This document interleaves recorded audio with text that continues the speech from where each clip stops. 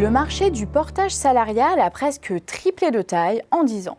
Après une montée en puissance frôlant l'emballement entre 2009 et 2015, la croissance s'est stabilisée à haut niveau depuis 2016 selon la dernière étude Xerfi France.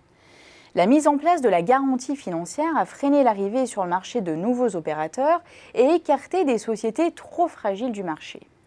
Malgré le léger ralentissement de l'économie en 2018, la croissance du marché du portage salarial est restée très dynamique.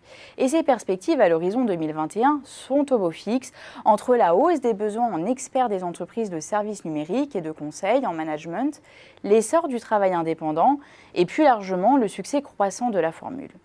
D'autant que la stabilisation du cadre réglementaire continuera d'attirer de nouveaux entrants dans les années à venir. Pour autant, la concurrence s'intensifie et le marché se transforme radicalement. Les leaders multiplient les acquisitions et les rapprochements pour s'imposer, à l'instar de Cadre en Mission avec Acte RMC ou d'ABC Portage et Lynx Consultant. L'acquisition d'une taille critique vise ainsi à améliorer la visibilité et l'attractivité de l'offre de la société de portage.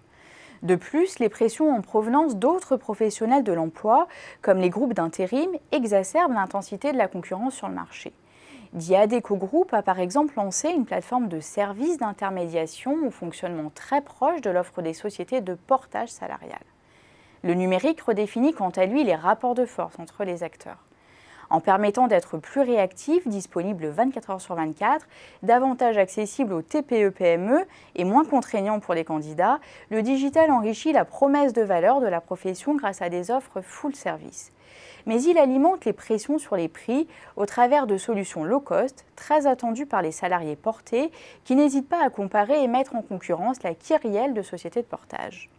Dans ce cadre, les frais de gestion et leurs modalités d'application resteront les principaux critères de différenciation d'un grand nombre d'acteurs.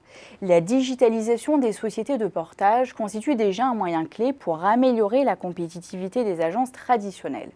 La plupart des acteurs s'appuient désormais sur le numérique pour gagner en réactivité auprès des salariés portés, simplifier leurs démarches administratives à travers la dématérialisation et automatiser leur processus de traitement des données. Dans le même temps, le numérique offre la possibilité aux sociétés de portage de se concentrer sur les activités à plus forte valeur ajoutée. Il ne s'agit plus de s'occuper de la gestion administrative de fiches de paye, peu à peu automatisées, mais de mieux accompagner l'activité des salariés portés à travers des prestations personnalisées.